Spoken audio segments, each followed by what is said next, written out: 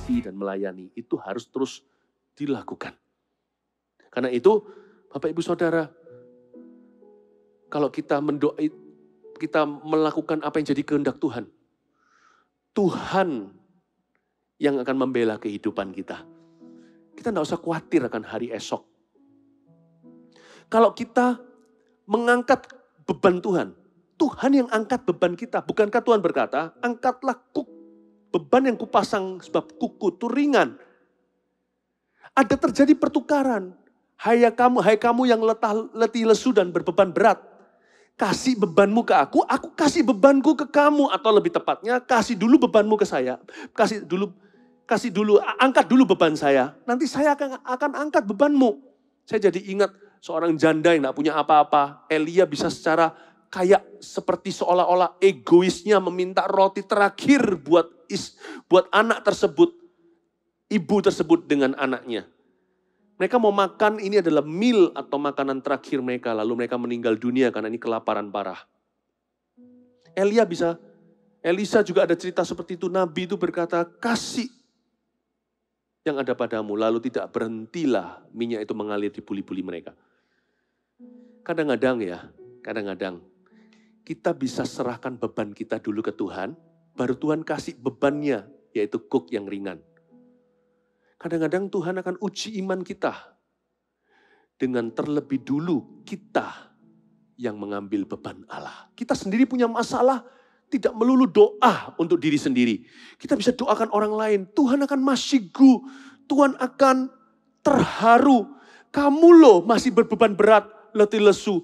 Tapi kamu sudah mengadopsi bebanku. Kuk yang kupasang, yang ringan dan yang kuk atau bebanku itu kamu tanggung. Aku pastikan itu akan ringan dan nyaman. Mana sini? Bebanmu mana? Aku selesaikan. Bebanmu mana? Aku yang akan angkat. Maka kuk itu akan terasa ringan. Kadang-kadang kita serahkan beban dulu pada Tuhan. Baru Tuhan tunjukkan sesuatu. Tapi ada waktunya. Tuhan tidak tolong kita menunggu sampai langkah iman pertama. Ketika kita sendiri kelaparan, kita berikan makanan kepada tetangga. Yesaya 58, puasa itu bukan menjauhi makan minum. Puasa itu memberikan bagian makanan kita ke orang lain yang sama laparnya atau lebih lapar dari kita. Sehingga Tuhan harus memberi roti sorgawi untuk orang itu. Membuka tingkap langit dan memberkati dia secara pribadi. Ada waktunya Tuhan menunggu Anda to get it. Untuk mengerti dan menangkap hati.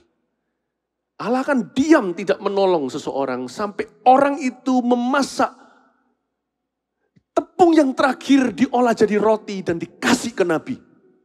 Saya bukan bicara tentang uang persembahan kasih ke hamba Tuhan. Saya bicara tentang membuang keegoisan jauh-jauh dari dirimu dan letakkan di kaki Tuhan. You need prayer and yet you pray for other people. Anda butuh didoakan, malah doakan orang lain. Apa enggak Tuhan terharu? Sehingga apa yang Anda tidak sempat doakan untuk dirimu sendiri akan tiba dalam bentuk mujizat tak terduga. Emangnya dari mana arti kata yang tidak pernah kau pikirkan, belum sempat didoakan, mata tidak pernah lihat, telinga tidak pernah dengar Tuhan sediakan? Tuhan terharu dan masyigu.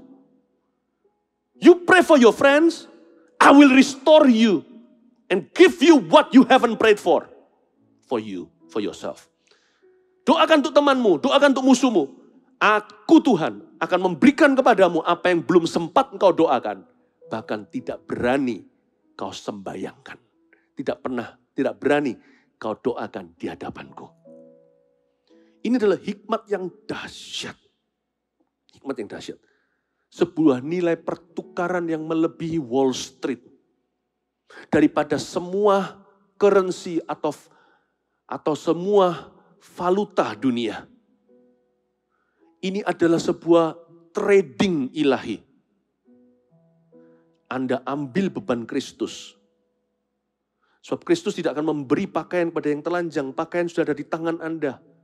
Tidak akan memberi pada makan pada mereka yang kelaparan. Tuhan sudah memberikan 5 roti 2 ikan di tanganmu. Orang di penjara itu Anda dan saya yang kunjungi. Bukan Tuhan Yesus yang datang sendiri. Kalau kita bisa ambil beban Tuhan. Karena kunci kerajaan sorga sudah di tangan Petrus dan kita, bukan?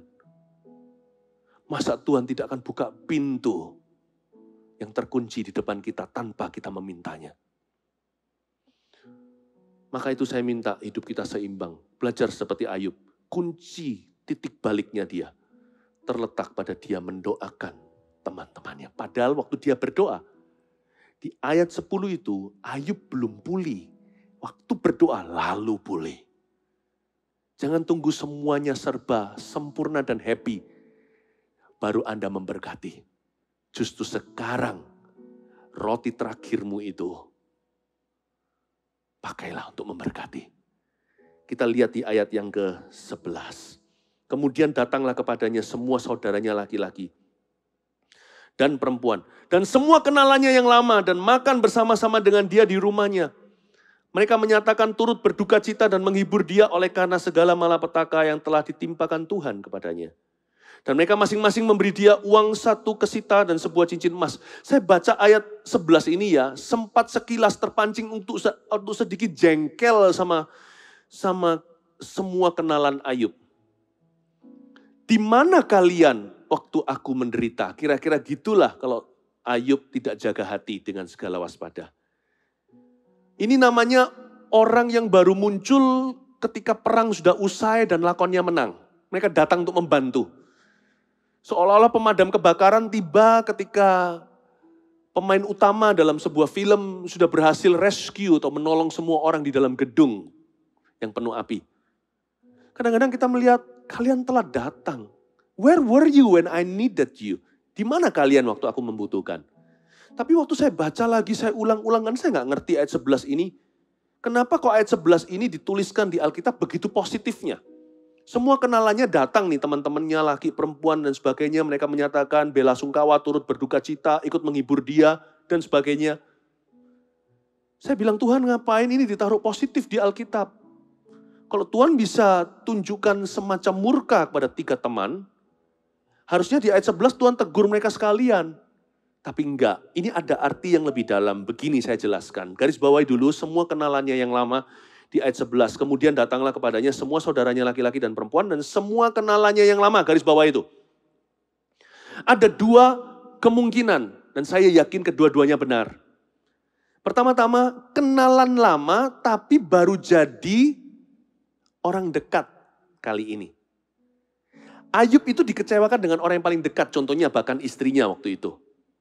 Dan teman-temannya yang paling akrab seharusnya best friends-nya dia, BFF-nya dia itu ada 3. Yaitu Bildad, Sofar, Elifas. Tapi orang yang paling dekat justru mengecewakan, karena itu jangan pernah kita itu menaruh harap kepada manusia.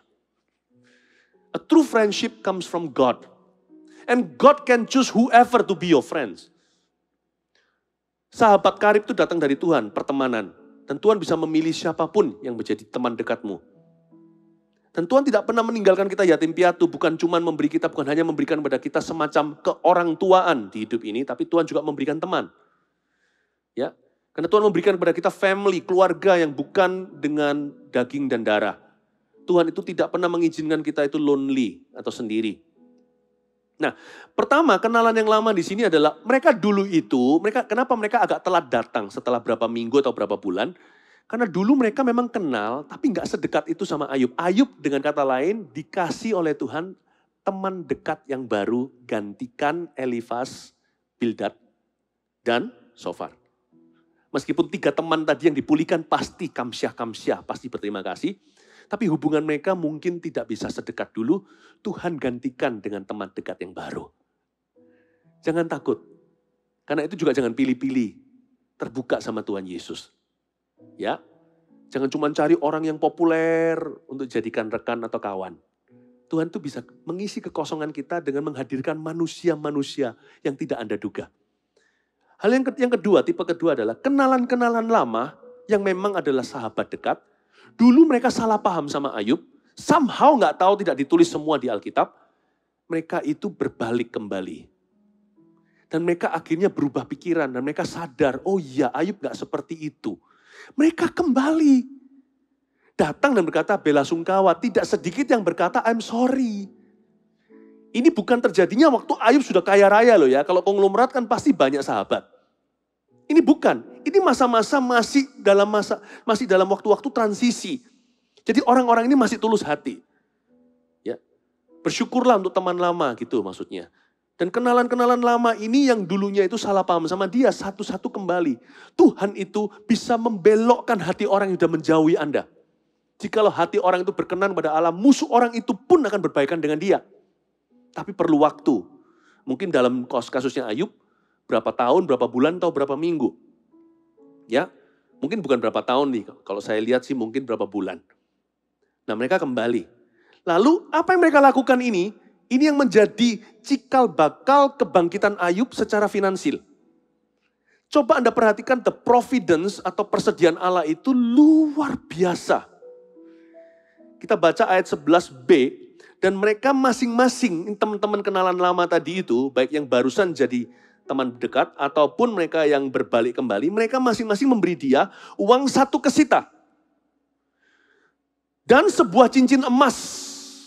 Mereka tanggalkan jewelry-nya. Mereka juga memberikan cash sama Ayub. Dengan kata lain, mereka memberi Ayub love gifts dan soft loans. Sehingga di ayat berikutnya ayat 12, kita melihat Ayub mengalami prosperity. Karena teman-temannya ini memberi dia persembahan kasih, ya. Mungkin sebagian, bukan mungkin, saya yakin hampir semua, jikalau bukan semua itu pernah berhutang budi dengan Ayub. Makanya penting sekali untuk kita menabur yang benar sekalipun dalam krisis. Karena hidup masih berlanjut, masih ada tuaian di depan sekalipun sekarang hati ini putus asa. Apa yang terjadi? Mereka masing-masing memberi dia uang 1 kesita. Dan sebuah cincin emas. Tidak ditulis sih di Alkitab soft loan, cuman saya tambahin. Hari-hari ini mungkin realistisnya begini. Akan diberikan kemudahan, akan ada orang tertentu yang digerakkan oleh Roh Kudus, baik itu kenalan lama yang sekarang baru jadi dekat, atau kenalan baru beneran yang baru jadi teman. Akan ada, asal Anda jangan berharap sama manusia tapi kepada Tuhan. Pasti akan ada orang-orang dan gagak pun akan diutus pada Elia untuk memberi Anda soft loans. Memberikan suatu pinjaman lunak. Tapi jangan Anda yang keliling sana sini, kita yang minta-minta pinjaman. Sebab Alkitab sudah melarang orang benar, anak cucunya aja nggak minta roti. Kalau kita minta pinjaman kanan kiri, nanti lama-lama anak kita jadi pengemis dan minta-minta. Guru kencing berdiri, murid kencing berlari. Ya kan? Karena itu jangan biasakan pinjam-pinjam, nanti anak minta-minta. Gitu loh. Tapi kalau kita berharap sama Tuhan, anak kita pun tidak akan pinjam uang. Dan hari-hari ini akan ada orang yang dikirim sama Tuhan untuk memberimu soft loans. Kemudahan-kemudahan, kemurahan, kebajikan, kesempatan, bayaran tagihan yang ditunda, atau di waive sama sekali. Atau bahkan mungkin cicilan pelan-pelan. Sama-sama bangkitnya, yuk saya bantu you bantu saya, sama-sama kita bangkit, gitulah kira-kira. Tapi tidak sedikit juga yang akan memberimu love gift. Orang-orang yang memberikan persembahan kasih tiba-tiba, udahlah pakai aja. Begini, oke, nanti saya sediakan.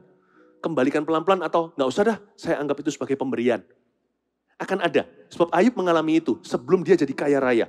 Kayak ayat 12 dikatakan, Tuhan memberkati Ayub. Nah, apa yang ditaruh di tangannya Ayub, itu dimultiplikasikan, dilipat gandakan secara eksponensial oleh Roh Kudus. Tuhan memberkati Ayub ayat 12 dalam hidupnya yang selanjutnya. Hidup selanjutnya. Lebih daripada dalam hidupnya yang dahulu. Ia mendapat 14.000 ekor kambing domba. Dimulai dari apa? Dari uang 1 kesita, dimulai dari cincin emas. Ayub ini memang punya otak bisnis juga. Karena itu juga jalan, tapi bukan karena otaknya, tapi karena berkat Allah. Sebab Alkitab mengatakan di ayat 12, bukan karena kepandaian dan gagah perkasa, tapi karena Tuhan memberkati dia. Dia dapat 14.000 ekor kambing domba. Dulu 7.000, pokoknya semua dibagi 2. Kalau Anda lihat pasal pertama, ini 2 kali lipat.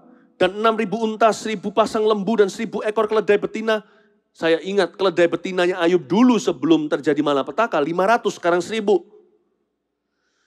Di tangan Ayub, dilipat gandakan oleh Tuhan. Berarti ada usaha manusia, tapi berkat Allah yang membuat kaya, susah payah tidak menambahinya. Justru di masa-masa seperti ini Bapak Ibu Saudara, saya tidak mau kikir. Di masa seperti ini, saya memilih untuk menjadi seorang pengasih, pelayan, dan pemberi. Saya tidak akan mau kondisi keadaan mendikte saya jadi orang seperti apa. Sebab hidupku berdasarkan firman Allah. Dan saya melihat di sini titik baliknya Ayub. Seolah-olah kan kok bisa tiba-tiba dia jaya lagi. Enggak. Anda lihat kuncinya di situ loh. Kenalan-kenalan lama tersebut pada berdatangan memberi dia kesempatan. Akan datang. Jangan takut yang kehilangan pekerjaan. Selama hati Anda pada Tuhan, tubuh Anda dijaga kesehatan, saya yakin kesempatan akan mengetuk pintumu lagi.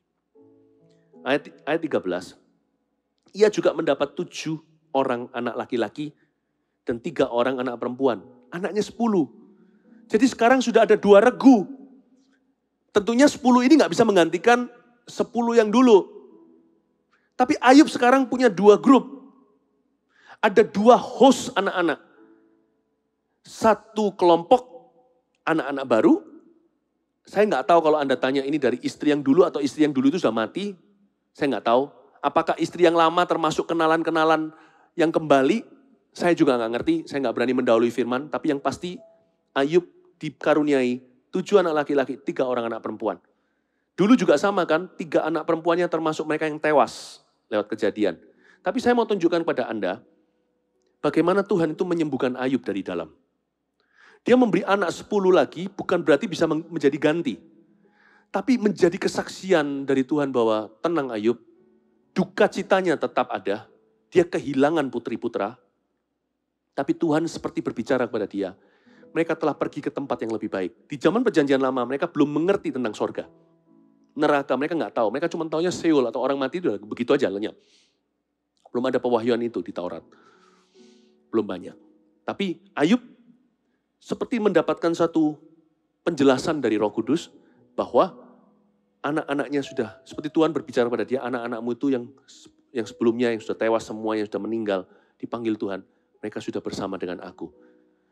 Ada sebuah hati penasaran pada Ayub, tanpa kita harus buka di pasal pertama. Ayub itu selalu mempersembahkan korban, jaga-jaga kalau anak mereka itu salah bicara di hadapan Allah ketika mereka berpesta. Namanya orang makan, minum kan pasti ada, ngobrol-ngobrol sesuatu pasti ada teledornya. Nah Ayub itu ada suatu rasa takut karena dia nggak ngerti tentang keselamatan seperti kita pahami hari ini di perjanjian baru. Jadi dia selalu hati-hati setelah pesta di rumah saudaranya ini, giliran ke rumah saudaranya ini, entar di cicinya, entar di kokonya, entar di adiknya.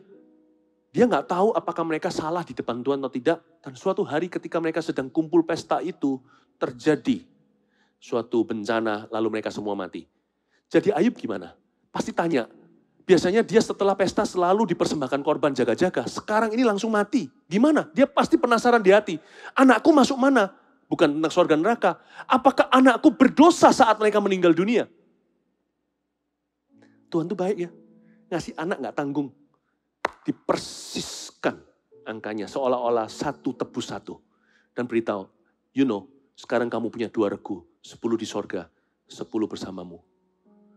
Tuhan kasih angka yang seperti itu sama dan bahkan susunannya 3 anak perempuan dulu juga sama 3. Bayangin dibuat sama prosentasenya. Seperti Tuhan sedang bersaksi menyembuhkan hatinya. Yub, kamu tidak perlu penasaran. I know your children. Setiap tempat mereka di bumi ku gantikan 1 dan mereka yang di sorga bersama dengan aku. Ada hal-hal tertentu di hatimu dan hatiku yang hanya bisa sembuh oleh Tuhan. Dan Tuhan tahu seluk-beluk tempat paling gelap di hati setiap kita. Yang tidak terbuka sama manusia dan bahkan kita juga tidak bisa taruh dan dalam kata-kata atau kita bahasakan. Kita sendiri tidak mengerti di mana letaknya duduk perkara itu. Tapi di hadirat Tuhan bisa sembuh. Tuhan punya dealing dengan manusia itu ajaib. Tuhan punya acara dengan kita itu masing-masing. Begitu jelinya. Tuhan tahu di mana isi kekosongan yang hanya Roh Kudus bisa.